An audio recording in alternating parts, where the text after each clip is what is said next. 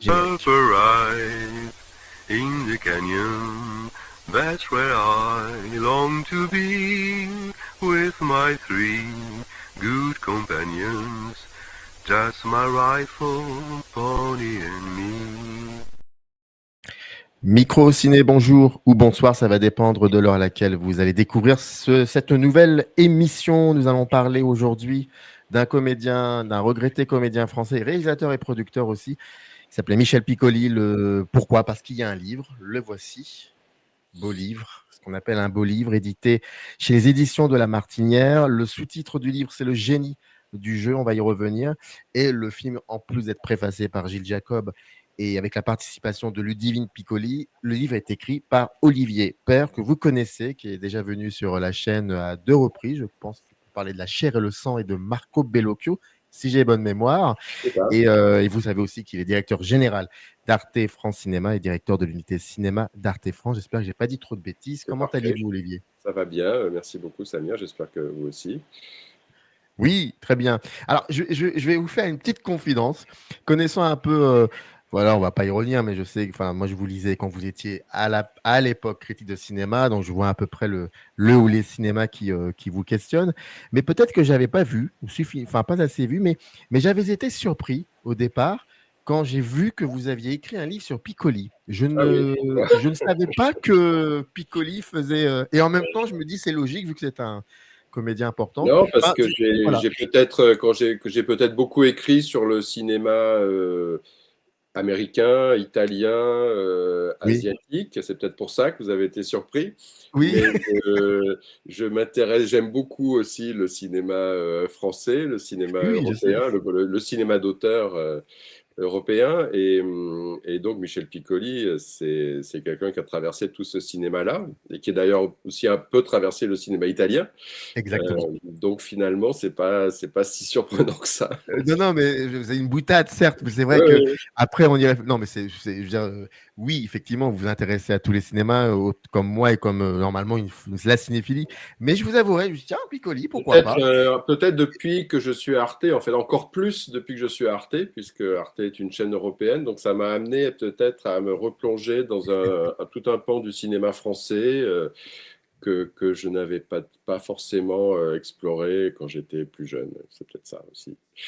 Mais on est tous jeunes, la cinéphilie nous Ouais, préserve, ouais, sachez-le, ouais, sachez-le. ouais. Bah, parlons un peu d'abord du sommaire du livret, et comme ça va nous permettre ensuite d'aller encore un peu plus loin. Alors, comme je l'avais dit, en plus de la préface par Gilles Jacob, il y a aussi une jeunesse en quête d'évasion. Donc ça, c'est les débuts, en tout cas Oui. l'enfance et l'adolescence entre 25 et 44, 1925-1944, puis la naissance d'un acteur de cinéma entre 1945 et 1959. C'est très important de citer les dates, on verra pourquoi plus tard. Et dans ce chapitre, il y a la passion du théâtre, mais il y a aussi Michel Piccoli avec la rencontre importante avec Louise Buñuel, le charme discret de l'anticonformisme. Ensuite, vous avez le chapitre sur les chemins vers la gloire, ça c'est les années 60. Puis la décennie fantastique, les années 70. Et d'ailleurs, si je me trompe, oui, les chemins vers la gloire, je crois que c'est le chapitre le plus long avec la décennie fantastique, mais bon, il y a des raisons à cela. Et puis ensuite, un acteur omniprésent sur les années 80. Et puis j'aime beaucoup le titre de ces derniers chapitres, Continuer pour la beauté du geste, entre 1990 et 2014, qui est un chapitre très court. J'ai trouvé ça, mais ça, je vous poserai après la question là-dessus. Oui, oui, on peut en parler. Oui. On en reparlera. Et puis, il y a pas mal de photos assez incroyables qui ne sont pas que des illustrations, mais plutôt des espèces de points comme ça, de mise en page, de mise en scène dans le livre. Moi, je voudrais savoir quel est votre rapport avec le jeu de Michel Piccoli. Pourquoi cette question? Parce que on peut parfois euh, travailler sur un tel auteur ou telle autrice, avoir une relation très forte avec cet auteur ou cette autrice, et donc se dire comment faire pour mettre l'émotion de côté et donner un livre qui pourrait dialoguer avec tout le monde. Oh, moi, j'ai eu un rapport très fort à Michel Piccoli par l'intermédiaire des films dans lesquels il a joué et par l'intermédiaire des auteurs, des cinéastes avec lesquels il a travaillé, ça c'est sûr.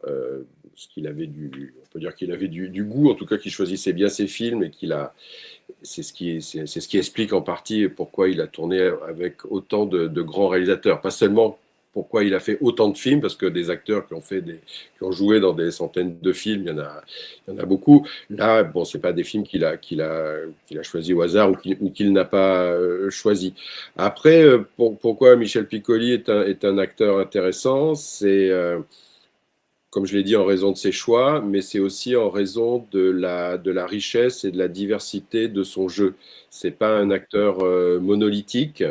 Alors, il peut y avoir des grands acteurs monolithiques hein, qui va promener le même physique, la même personnalité, le même jeu à travers plusieurs films.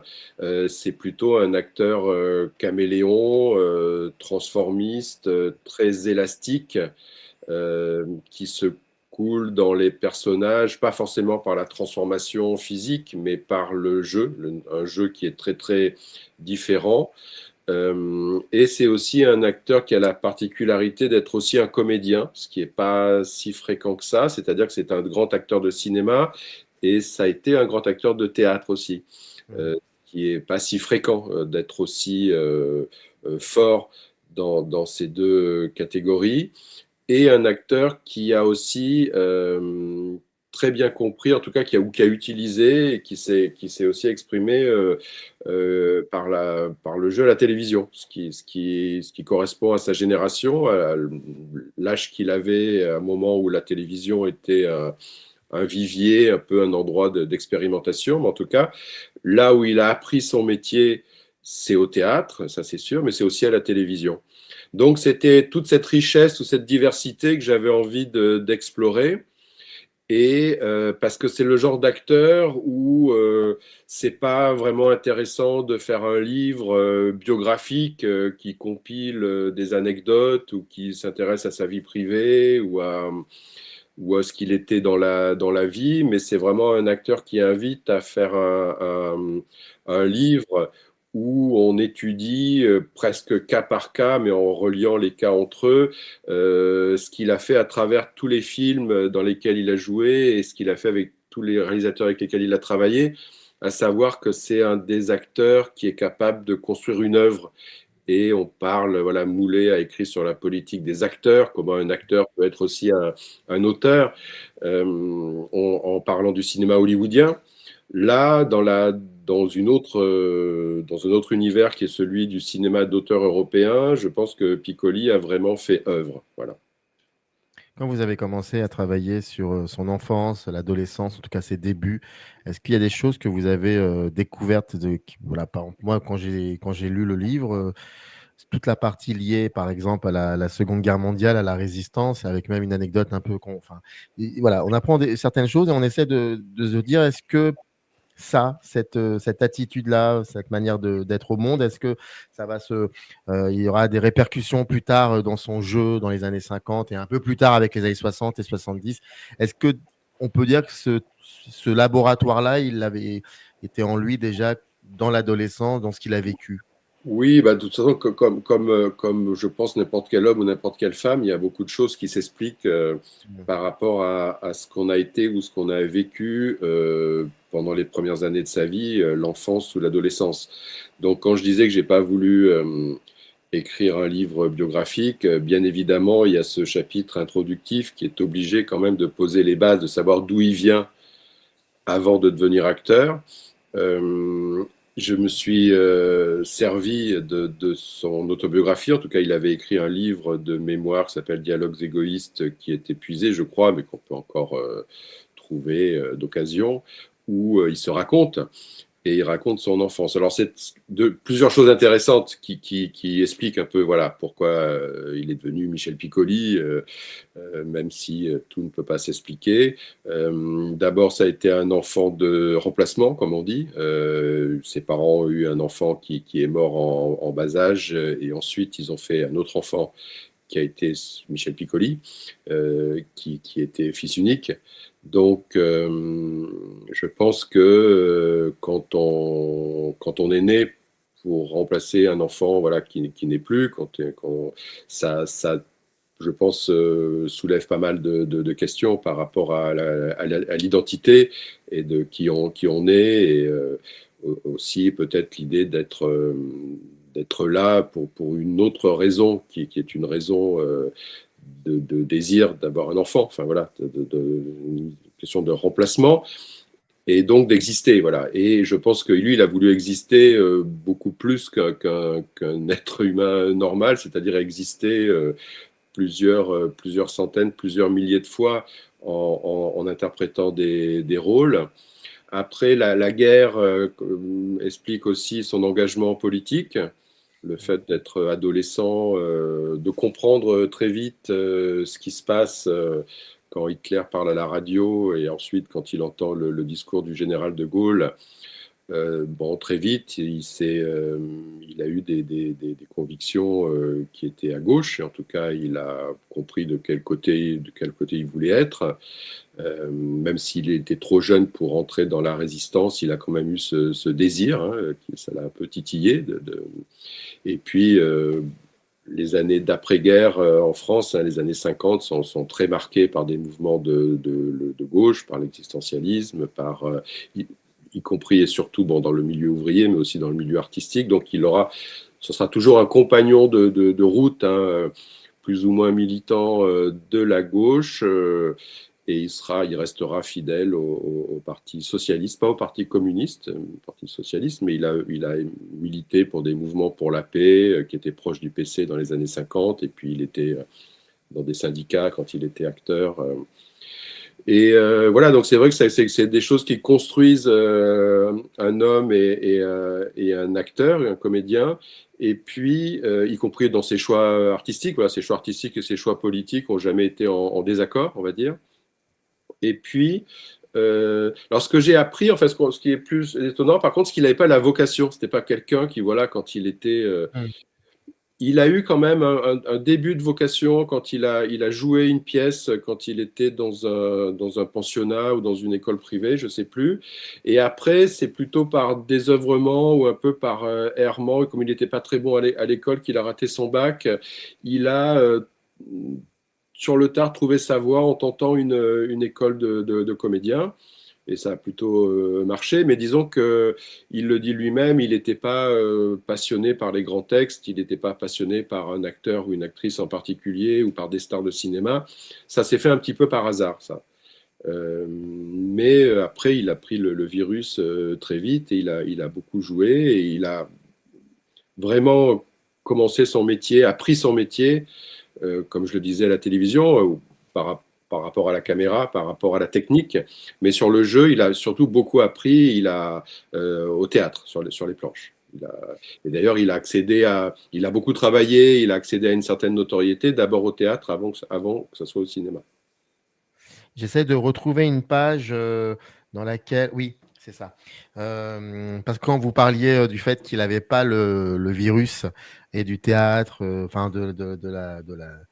du rapport à la star, il y a quelque chose que dit Piccoli lui-même, c'est page 57 concernant, c'est par rapport au fait qu'il a tourné avec Bardot sous la direction de Godard, donc Le Mépris, parce que on le retrouvera beaucoup plus tard après Piccoli chez Godard. D'ailleurs, c'est un truc incroyable. Je crois que c'est deux fois 50 ans de cinéma français, si je me trompe pas.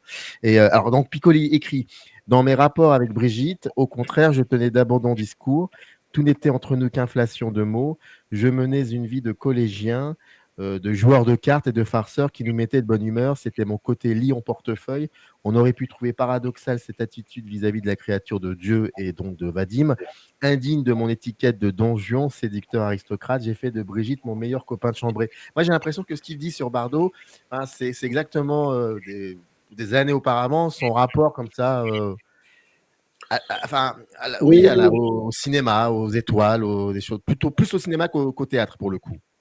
Oui, alors c'est vrai que sur le tournage du Mépris, ils se sont très bien entendus avec Bardot, c'était pas du tout le problème, mais il n'était pas forcément impressionné par son statut de star, hein, qu'elle avait déjà à l'époque, bien évidemment.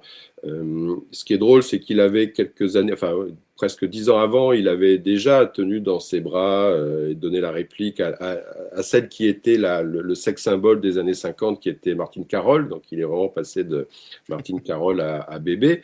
Après, c'est pas c'est pas ce qui l'a impressionné le plus. Alors, ce qui est formidable, c'est que sur le Mépris, sur le tournage du Mépris, bon, bien sûr, il s'est très bien entendu avec Godard, mais la vraie rencontre, qui a été une rencontre d'amitié, mais je pense que là, pour le coup, il devait être quand même assez impressionné la première fois qu'il l'a rencontré, c'est Fritz Lang. Parce que je pense que la véritable admiration qu'avait Piccoli, et ce qui l'intéressait vraiment dans le cinéma, c'était la rencontre avec les cinéastes. Donc, c'était de nouer une relation très forte avec des cinéastes. Ça commence avec Buñuel.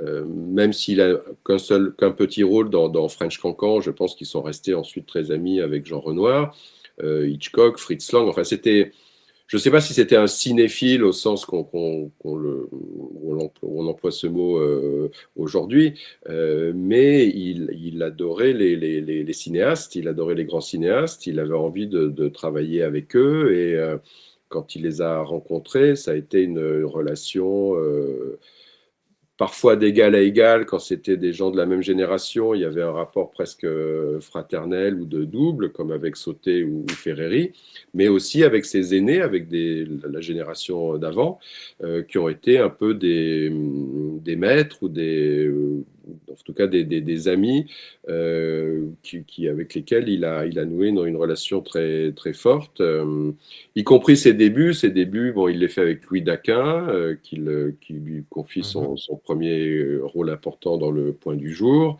C'est quelqu'un avec qui il va continuer à travailler, et puis après, effectivement, des rencontres décisives. Mais c'est vrai que c'est intéressant que sur le Mépris, effectivement, on retient qu'il a donné la réplique à Brigitte Bardot, mais il ne faut pas oublier qu'il a aussi donné la réplique avec Fritz Lang, et que c'était peut-être la vraie grande rencontre de ce tournage. Et puis la particularité moi je me souviens quand j'étais beaucoup plus jeune, j'avais été effectivement très surpris de constater que quand on découvre Le Mépris, mais aussi un peu plus tôt quand on découvre Les Demoiselles de Rochefort, en fait Piccoli n'a pas 30 ans, hein. Il est beaucoup plus âgé que ça, et c'est intéressant, je trouve. Est-ce qu'on pourrait dire que c'est un acteur qui, un peu peut-être aussi comme Philippe Noiret, qui a commencé vraiment avec le théâtre, qui s'est imposé avec ça, qui a appris certaines choses, et ensuite le cinéma, quand le cinéma devait prendre rendez-vous avec lui, bon, bah, il a pris rendez-vous avec lui, et puis ça a été jusqu'au bout. J'ai l'impression que c'est vraiment un acteur de cinéma sur le tard, pour le coup. Ah oui, oui, absolument, parce que les années 50 ont été des années d'apprentissage, mais par rapport au cinéma, il a un petit peu ramé, comme on dit. Il jouait dans des panouilles. Enfin, il acceptait des tout petits rôles. Il y a des films où il fait vraiment des apparitions microscopiques. Il acceptait un petit peu tout ce qu'on lui demandait. Il tournait dans des courts-métrages. Alors, il travaillait par amitié avec un certain groupe de cinéastes, donc qui étaient plutôt qui avaient des orientations politiques qui étaient les siennes. Donc c'est vrai qu'il est allé tourner en RDA avec Raymond Rouleau, ou avec des cinéastes comme ça, des un peu adaptations oublié aujourd'hui. théâtrales. Des films un peu oubliés. Quand on revoit ces films dans les années 50, c'est vrai qu'il y en a certains qui sont totalement oubliés et oubliables, hein, mais qui sont intéressants parce qu'on le voit jeune déjà, on le voit un petit peu s'entraîner à certains rôles, à certains personnages. Mais il a effectivement attendu son heure assez longtemps au cinéma. C'est vraiment à partir des années 60 que ça commence, que sa carrière au cinéma prend son envol. Et c'est une année charnière dans sa carrière qui est 1963, puisque c'est l'année du Mépris, évidemment, où là, il devient une vedette parce que c'est le Mépris de Godard, que Godard est déjà quand même une star dans sa catégorie, et que le film a un retentissement international. Mais 63, c'est aussi l'année du Don Juan de Marcel Bluval. Comme je le disais, la télévision, c'est aussi un endroit où il commence avec des tout petits rôles, et puis petit à petit, il obtient des rôles de plus en plus importants. Et puis la consécration, c'est le Don Juan de Bluval, qui est une œuvre télévisuelle, mais qui est quand même un film tourné en en 35 mm, qui est tourné dans des décors naturels, loin des studios, enfin qui est une adaptation, une lecture moderne de Don Juan, qui est diffusée à la télévision à l'époque et qui est vue par des millions de téléspectateurs. Donc c'est aussi ce film-là qui fait de Piccoli une vedette. Un film de télévision, mais qui va avoir un impact sur sa carrière au cinéma. C'est aussi la raison pour laquelle on va ensuite lui confier, lui proposer beaucoup de rôles de séducteur, de libertin. Hein. C'est un peu l'effet Don Juan, donc il va essayer de se détacher de cette étiquette. Mais vous avez raison de dire que ça n'a pas été des débuts fulgurants comme Delon, par exemple, parce que, pour plusieurs raisons. C'est aussi parce que les années 50, c'était la mode des jeunes premiers. Des gens qui avaient quand même un physique assez exceptionnel. C'était des gens un peu oubliés, hein, comme Jean-Claude Pascal ou comme Henri Vidal, qui étaient surtout choisis pour leur physique. Et puis les gens qui n'avaient pas un physique de séducteur ou de jeune premier, on leur donnait des deuxièmes ou des troisièmes rôles. Donc c'est ce qu'a fait Piccoli. Et c'est aussi la raison pour laquelle Piccoli... pour moi, en tout cas, il est lié à la modernité cinématographique. C'est-à-dire qu'on le voit dans les années 50 débuter à apprendre son métier, mais là où il devient vraiment un acteur, un grand acteur, un acteur passionnant, c'est quand il rencontre les cinéastes de la modernité. Buñuel, on peut le considérer comme un cinéaste moderne, hein, même s'il a commencé sa carrière dans les années 30. Godard, des Ferreri, bien sûr. Et cette modernité, elle est aussi, c'est par rapport à son physique aussi, est un physique assez moderne, puisque le fait de ne pas avoir un physique de jeune premier et de pouvoir lui a permis aussi de jouer des rôles plus complexes, de ne pas être catalogué, et en tout cas de refuser d'être catalogué dans n'importe quel rôle et d'accepter et de pousser un petit peu les limites de ce que pouvait être un homme, de la représentation de la masculinité au cinéma. C'est pour ça qu'il n'a jamais eu peur, il n'a jamais été gêné de choisir des rôles que d'autres acteurs auraient pu refuser ou que d'autres acteurs auraient pu être effrayés par certains personnages qu'on lui a proposés. Vous insistez beaucoup sur un élément important de ce qu'il est, c'est la voix de Michel Piccoli. Est-ce qu'on peut dire que c'est ce qui le distinguait énormément des autres acteurs français de sa génération, cette voix? C'est sûr qu'il avait une voix exceptionnelle, ce qui est quand même important quand on veut exercer ce métier. Il avait plusieurs tessitures. C'est vrai qu'il pouvait avoir une voix extrêmement douce, presque féminine, et incarner aussi et avoir une voix très très sèche, très très très violente.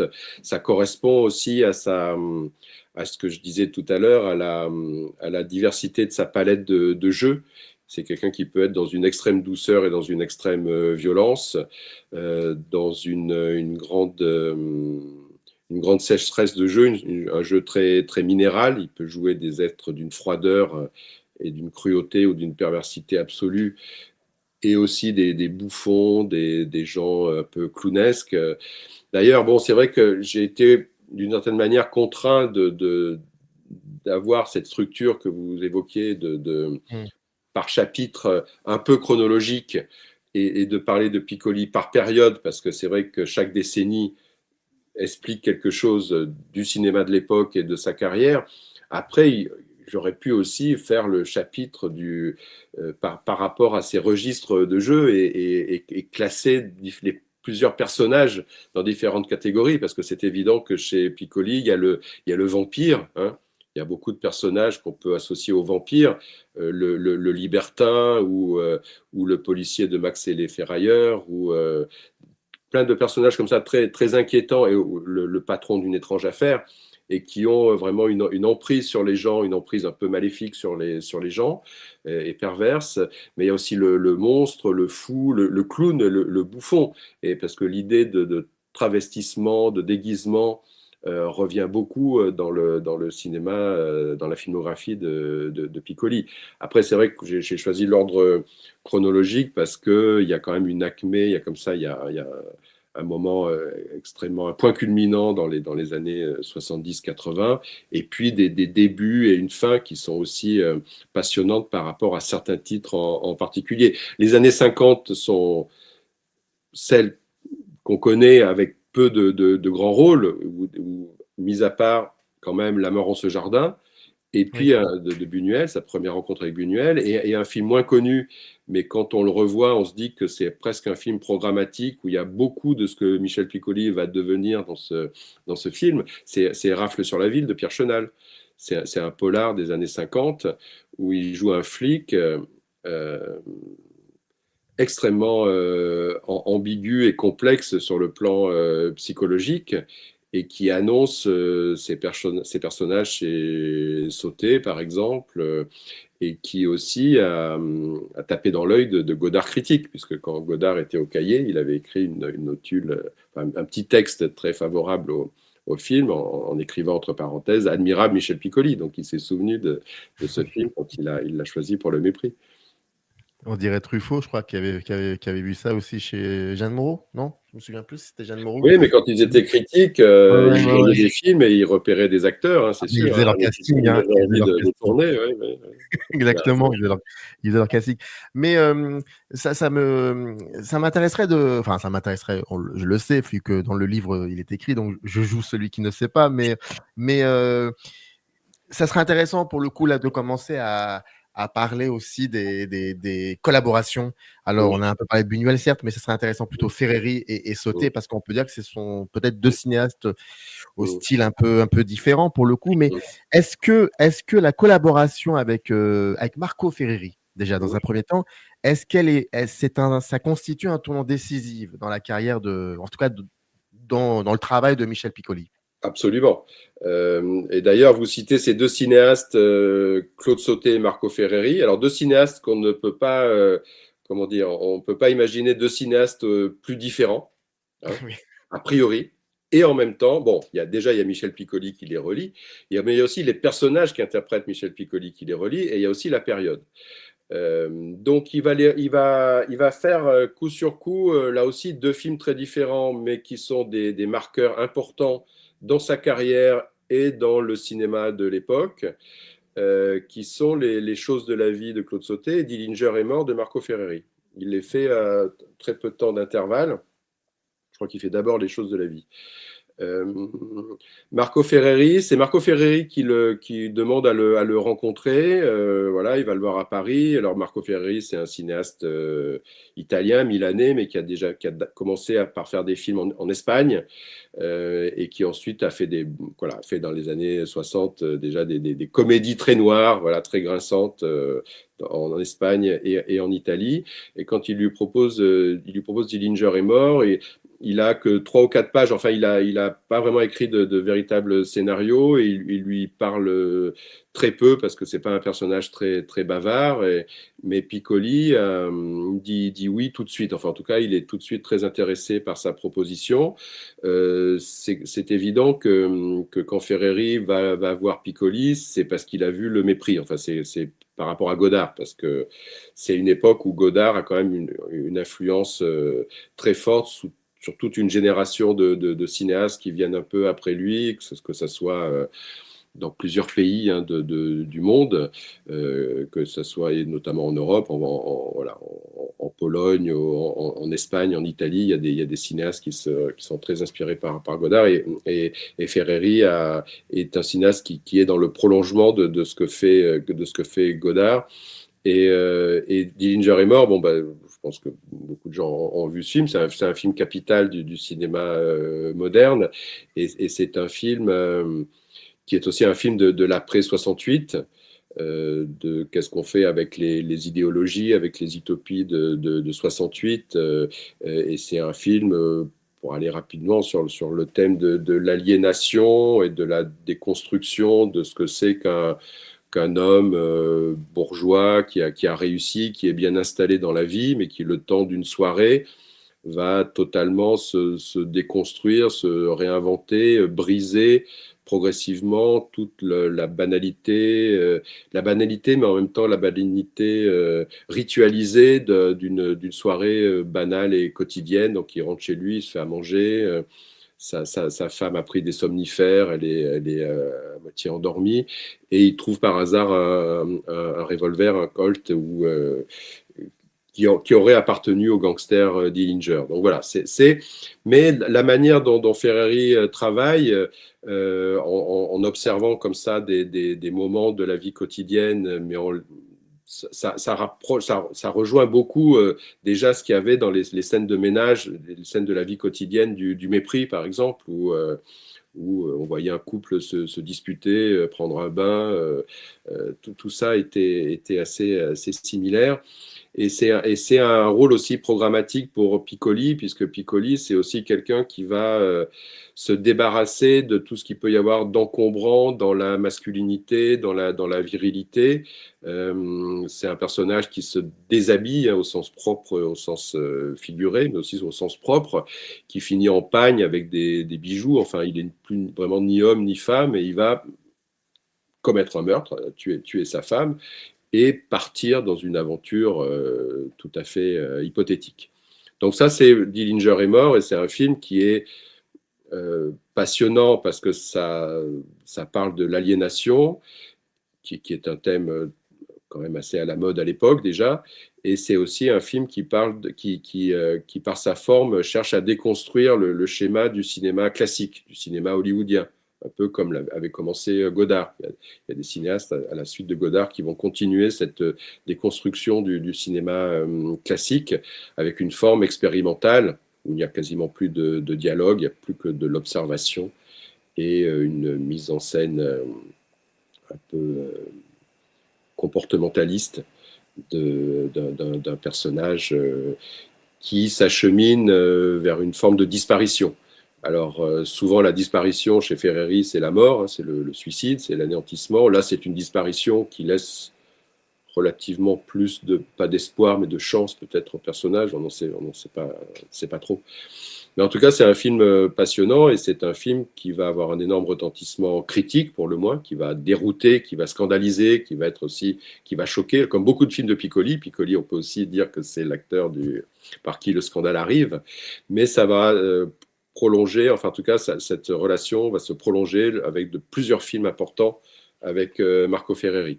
Claude Sautet est un cinéaste beaucoup plus classique dans la forme que Ferreri, mais Claude Sautet, lui, il a fait apparemment les choses de la vie, mais c'est aussi un film qui parle du désarroi de l'homme, enfin du désarroi d'un homme qui lui aussi est installé, qui a une femme, qui a une maîtresse, mais qui se rend compte que sa vie est peut-être une illusion, et qui lui aussi, on connaît le film, s'achemine vers la mort. Donc c'est facile d'établir des passerelles entre les deux films, même si les films sont très différents dans leur forme et aussi dans leur structure de production, puisque Les choses de la vie s'impose comme un film d'auteur plutôt grand public, qui va rencontrer le succès, qui va avoir un fort impact auprès du grand public. Mais d'ailleurs, pour l'anecdote, Claude Sautet était sorti bouleversé de Dillinger est mort. Il avait reconnu des choses qui l'intéressaient, dont il avait envie de parler lui aussi, d'une autre manière, mais les mêmes choses. Et donc, Piccoli avait parlé des choses de la vie à Ferreri, lui avait dit d'aller voir le film. Et Ferreri avait dit, mais c'est complètement nul, enfin, je déteste. Évidemment, c'était pas du tout le même rapport au cinéma des autres, c'était pas la même générosité, on va dire, parce que Ferreri s'intéressait avant tout à ses films, et puis peut-être à Godard ou à quelques autres cinéastes, mais il était beaucoup moins ouvert à un cinéma qu'il pouvait considérer évidemment comme un cinéma purement commercial, bourgeois, enfin, toutes les étiquettes qu'on a données ensuite au film de Sauter. Donc c'est deux rencontres très fortes, et deux rencontres qui vont se prolonger, parce que Piccoli, quand il rencontre un cinéaste avec lequel il s'entend très bien, que le courant passe, c'est rare qu'ils ne fassent qu'un film ensemble, et il a souvent été rappelé par des cinéastes plus tard, comme comme Godard, comme Jacques Demy, comme plein d'autres. Et puis il y en a certains avec lesquels la relation était tellement fusionnelle qu'ils ont fait plusieurs, 4, 5 films ensemble. C'est le cas avec Buñuel. Alors Buñuel, c'est pas une relation fusionnelle, mais c'est une relation très, très amicale. Donc ils avaient envie de travailler ensemble pour être ensemble. Mais Sauté, Ferreri, évidemment. Oui. D'ailleurs, dans le livre, il y a pas mal de ce que j'ai omis de dire, et j'en suis désolé, c'est que dans le livre, en plus de votre texte, donc de votre étude, il y a aussi des témoignages Bien sûr. d'artistes, d'actrices, d'acteurs qui l'ont connu. Il y a ce beau témoignage à la Carax, de Léos Carax, donc à la Carax, qui revient sur le film Mauvais sang dans lequel jouait Piccoli. Et il disait que à ce moment-là, il le considérait comme un vieux con, je crois, quelque chose dans ce genre. Et puis Ouais. finalement, il n'avait pas su voir que c'était lui le jeune con. Et c'est un très beau témoignage. Et effectivement, il le reprend. Carax, c'est pareil, ils se sont retrouvés après dans Holly Motors. Et Oui, Carax, bon, d'ailleurs, c'est Carax à qui j'emprunte l'expression génie du jeu, hein, puisque c'est comme ça qu'il conclut son texte. C'est des rencontres, effectivement, que j'ai faites avec des cinéastes, mais aussi des acteurs, des actrices, des gens qui ont connu des directeurs de la photographie ou des directrices, comme Caroline Champetier. Carax, c'est un des seuls qui a préféré écrire, qui m'a écrit ce texte et qui est très beau. Et effectivement, parce que Mauvais Sens, ça aussi, c'est un film très important du cinéma français de l'époque dans lequel a joué Piccoli. Et Mauvais Sens, c'est vraiment un film sur le conflit de génération, hein, sur les jeunes et les vieux. Il y a d'un côté Juliette Binoche et Denis Lavant qui sont très très jeunes, presque des enfants, et puis des figures paternelle, un peu inquiétante de gangsters joués par Piccoli, Hugo Pratt, Serge Reggiani. Et c'est vraiment un film qui joue sur cette opposition. Et là, pour le coup, à l'époque, Denis Lavant, Carax, son alter ego, c'est Denis Lavant, c'est pas Piccoli. Et Piccoli, effectivement, est une figure d'un ordre ancien, d'une époque ancienne et d'un cinéma ancien aussi, le cinéma de gangster de Jean-Pierre Melville, dans lequel Piccoli a aussi fait une apparition dans le Doulos, et puis du cinéma de Godard, enfin des films des années 60. il y a aussi d'ailleurs un très beau témoignage de Denis Lavant sur Oui. Piccoli dans le livre. Quand vous évoquez Sauté, et alors la scène de gigot dans Vincent, François, Paul et les autres, si ça avait été fait par Ferreri, je pense que c'est pas un gigot qu'ils auraient mangé. Ils ont fait la grande bouffe à la place, oui, Voilà, c'est ils ça. auraient vraiment. Ils ont fait un autre film avec beaucoup de nourriture. Oui. Oui. Pour qu'on ait un aperçu. Non, mais par contre, ce qui pourrait peut-être les relier, mais ça, j'emprunte à ce que vous écrivez, c'est que avec Sauté d'un côté, et puis bon, par exemple, la scène, vous l'appelez comme ça, la scène du gigot, la fameuse colère de Piccoli, qui est une espèce de colère comme ça contenue, et qui, comme ça, explose d'un seul coup, qui reprendra plus tard aussi, je pense à Rien sur Robert, où il a cette fameuse phrase où il l'insulte de critique. C'est un truc, mais on va y revenir là-dessus. Bon, bref, là où je veux en venir, c'est que est-ce que chez Sauté, cette colère et chez Ferreri, cette provocation, finalement, est-ce que tout ça, par le prisme du jeu de Piccoli, ça dit aussi une certaine critique sociale? J'entends par là que vous avez évoqué au début de l'émission que Piccoli, c'est quelqu'un qui a toujours été à gauche, il l'a toujours dit, il a même voté à gauche, je crois, pour Mitterrand, je ne sais plus, mais en tout cas, il a toujours été, voilà, c'était un acteur de gauche, il le disait. Est-ce que dans le fait de travailler avec Sauté ou Ferreri, dans cette provocation d'un côté, cette colère de l'autre, c'est le même type de rôle qu'il a, souvent c'est des rôles de bourgeois parfois, surtout chez Sauté. Est-ce que c'est aussi une manière dans Chez sa Ferreri aussi, en fait. Chez Ferreri, il joue des bourgeois aussi. Oui, oui, exactement, ce que je les deux, les deux. Mais là où je veux en venir, c'est est-ce que c'est aussi dans son jeu une manière de parler un peu des années 70, de cette critique sociale? Ah ben complètement. Je pense que les films de Piccoli sont vraiment des marqueurs sociaux, sociologiques même de cette époque des années 70. D'ailleurs, c'était aussi ce qui faisait que Piccoli était un acteur très proche, peut-être trop, qu'on voyait trop parce qu'il jouait dans beaucoup de films dans des années 70 qu'on voyait à la télévision. Il était très, très 70-80. C'est vrai que ces films, c'est des films qui sont en prise directe avec la société française de l'époque, qui se transforme vraiment et c'est tout ce qui vient après 68 où on voit un petit peu la fin des illusions politiques et puis l'arrivée de des 30 glorieux, enfin de cette période de prospérité, d'embourgeoisement, de conflits sociaux aussi, et puis avec toute l'angoisse qui va avec cette apparence de prospérité, et que tout va bien, comme avait dit Godard, mais en fait, les choses vont pas si bien que ça. Et Piccoli, il a incarné ce doute, cette inquiétude derrière sous une forme d'assurance et de confort. Donc, c'est ce dont parlent les films de Sauté. Et puis, il y a plein de films. D'ailleurs, c'est intéressant aussi par rapport aux professions qu'exerce Piccoli dans les films, parce qu'il est souvent médecin ou architecte. Dans les films de Sauté, enfin dans Les choses de la vie, il est architecte. Il est aussi architecte dans L'Invité de Vittorio De Sitta, qui est un film à redécouvrir de cette époque. Il est ingénieur dans Dillinger est mort.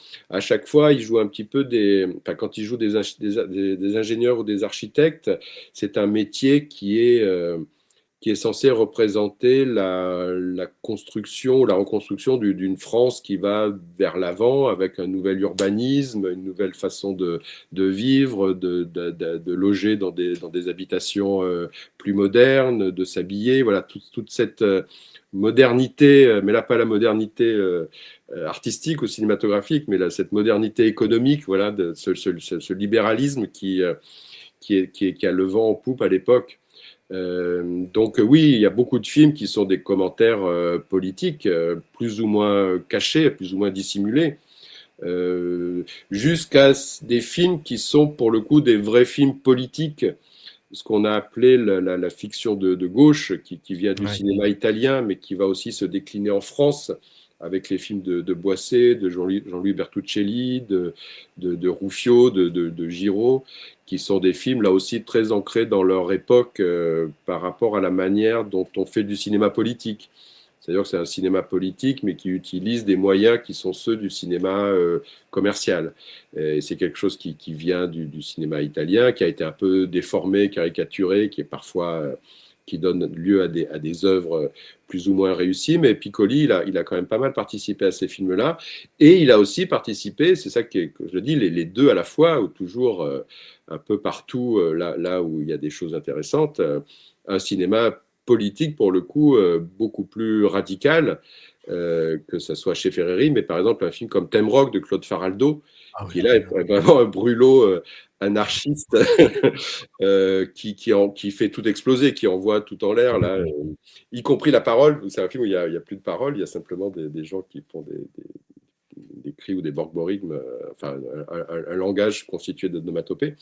Et là, pour le coup, c'est pas du tout. C'est ni un film militant dans le sens strict du terme, mais c'est un film vraiment anarchiste, fait par un cinéaste qui vient du monde ouvrier et qui, pour le coup, veut tout détruire dans la société.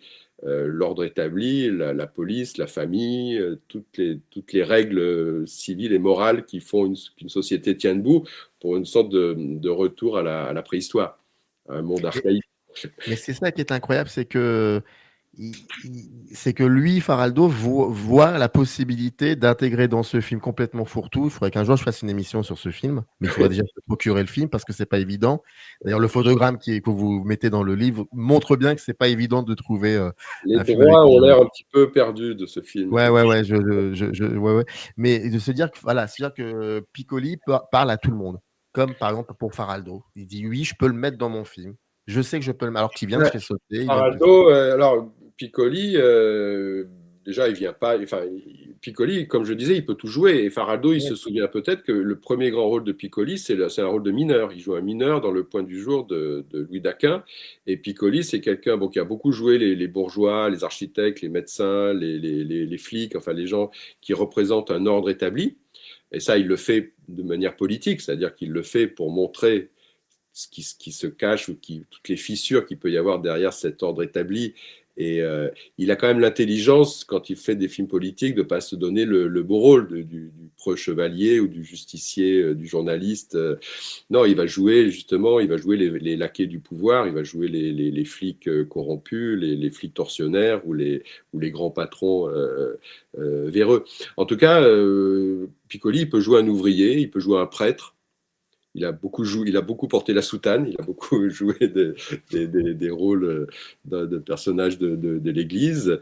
Il peut absolument, il a joué des gangsters, il peut absolument tout jouer parce que c'est ce qu'il cherchait d'ailleurs. Je pense qu'il avait surtout pas envie qu'on le catalogue dans un rôle en particulier. Donc, je pense qu'il était à l'écoute, enfin, il recherchait des choses qu'il n'avait jamais faites et il n'avait pas peur du scandale, de la provocation, il n'avait pas peur d'aller trop loin. Et voilà, quand on lui demandait s'il n'avait pas peur de jouer un monstre ou de jouer un salopard ou un assassin, il dit non, au contraire, c'est beaucoup plus intéressant. Ce qui le distingue des stars de l'époque, c'est un peu l'anti-star. C'est pas quelqu'un qui va refuser un rôle parce que ça ne correspond pas à son image. Donc ça, c'est aussi quelque chose qui le distingue fortement des grandes stars du box-office français de l'époque. Et puis, il avait ce goût du travestissement, comme je le disais. Alors, c'est vrai que quand il jouait, ce qui comptait beaucoup, c'était le costume, hein, comme beaucoup d'acteurs, d'entrer dans le costume du personnage. Mais ça pouvait aller jusqu'au travestissement ou jusqu'à Touche pas à la femme blanche, où il joue Buffalo Bill. Maquillé, grimé de façon absolument grotesque et avec un faux accent américain. Donc quand on parle du génie du jeu chez Piccoli, il faut entendre le mot jeu hein, aussi au sens du enfantin, c'est-à-dire qu'il aimait jouer, qu'il aimait s'amuser. Il aimait jouer des rôles, des personnages, mais je pense que le jeu, c'était aussi pour lui un amusement et un plaisir. Alors, on est un peu rattrapé par le temps parce qu'il y a encore beaucoup de choses à dire. C'est compliqué parce qu'il a fait 200 films, donc c'est dommage de ne pas parler du saut dans le vide de Marco Bellocchio, ça serait dommage de ne pas parler de tout ça. Mais il a réalisé des films. Il a réalisé des films. Voilà, c'est ça. Voilà, il y a sa boîte de production. Il y a beaucoup de choses. Et d'ailleurs, c'est pour ça qu'à un moment ou un autre, vous avez le lien, il faut cliquer dessus pour vous procurer le livre. Par contre, je rappelle donc, c'est un livre édité chez l'édition de La Martinière. Mais j'aimerais quand même terminer sur une petite question. Vu que moi, je suis de 76, donc Piccoli j'ai été contemporain de Piccoli dans les années 90 plutôt. Et c'est intéressant, dont il y a eu quelques films assez passionnants, d'Oliveira, etc. Oui, parce qu'on a oublié aussi Manuel de Oliveira, Raoul Ruiz. Et oui, il y avait pas mal de. Voilà. C'est ça. Et j'aime beaucoup le titre du chapitre Continuer pour la beauté du geste. Et j'ai vu que c'était un chapitre qui dit dans Holly Motors. C'est ça. Et pourquoi ce chapitre est un peu, comment dire, pourquoi il est un peu, je trouvais qu'il est un petit peu court ce chapitre, alors que j'avais la sensation que dans les années 90, 2000, il continue à jouer dans des grands films et de rencontrer des grands cinéastes, Oliveira, de retrouver aussi des grands cinéastes avec lesquels il a travaillé. Il ne faut pas oublier Jacques Rivette aussi, parce que là, c'est des rencontres tardives mais importantes avec La Belle Noiseuse. Exactement. Après, c'est aussi par rapport à la quantité et à la qualité des films, peut-être qu'il y a moins de films essentiels, emblématiques que dans les années 60-70. J'ai préféré, et aussi par manque de place, hein. Moi je vous avoue qu'il y a beaucoup de films qui sont peut-être anecdotiques dans sa carrière, mais que j'ai découvert et que je trouvais très intéressants. J'aurais aimé en fait parler de tous les films, y compris les très mauvais films dans lesquels il a tourné, mais qui peuvent être intéressants par rapport à une gestuelle, sa voix, sa manière de jouer, enfin voilà, son goût du déguisement. Donc on ne peut pas parler de tous les films, mais c'est pour ça que par période. Et puis après, il y a quand même un espacement qui est dû au fait qu'aussi, de l'âge, peut-être qu'on lui a moins proposé de rôle. Il y a eu des rencontres tardives très intéressantes, mais j'en parle, comme Ottario Celiani, par exemple, ou d'autres. Mais c'est aussi une période où il a beaucoup joué au théâtre. Et le théâtre qu'il avait délaissé dans les années 70, faute de temps, parce qu'il tournait vraiment énormément, il a quand même, bon, même si je suis moins un spécialiste du théâtre et que malheureusement je ne l'ai jamais vu sur scène, à partir des années 80, il a une seconde carrière au théâtre qui est prodigieuse parce qu'il va travailler avec Peter Brook, avec Chéreau, avec Bondy. Enfin voilà, il va vraiment être au sommet de sa carrière théâtrale dans les années 80-90 et tourner un petit peu moins, mais continuer à faire des très beaux films jusqu'à la fin, jusqu'à Abemus Papam, où il a le grand rôle, parce qu'après il a des rôles moins importants dans Vous n'avez encore rien vu de René, des apparitions chez Ruiz, chez Oliveira, enfin voilà. Il a vraiment travaillé jusqu'au bout avec passion, et il acceptait de faire une apparition chez Bertrand Bonello, de faire une apparition chez Bonitzer. Vous voyez, il était curieux de travailler avec des gens qui lui paraissaient intéressants, et toutes générations confondues. Et sa toute dernière participation à un film, et c'est assez symbolique, c'est la voix dans un court-métrage de Mandico. Vous voyez, donc il était toujours aux avant-gardes de l'expérimentation, de l'étrangeté, de la provocation. Et c'est drôle, enfin c'est même émouvant de savoir qu'il a terminé avec Mandico en ayant commencé, en ayant côtoyé Buñuel ou Hitchcock ou des gens comme ça. Enfin, et les avant-gardes du court-métrage des années 50, les films de Robert Benayoun, de Paul Pavio, c'est curiosité. Il était entre positif et les cahiers. Parce que vous avez cité Il était tout terrain. Il était effectivement, c'était un acteur caillé, un acteur positif aussi, si vous voulez. Ouais. Un acteur à rock aussi, il y avait certains. Un acteur à rock. Enfin, voilà. Exactement. Michel Piccoli, le génie du jeu, avec la participation de Ludivine Piccoli et préfacé par Gilles Jacob, c'est édité chez les éditions de La Martinière. Dans le descriptif, vous avez toutes les infos pour vous procurer ce beau livre. En tout cas, c'était un plaisir de dialoguer avec vous. Et je mets, comme d'habitude, 3 points de suspension. Ouais. On se reparle plus tard. Voilà. Merci beaucoup, Samir. Merci à vous, générique. In the canyon, that's where I long to be, with my 3 good companions, just my rifle, pony and me.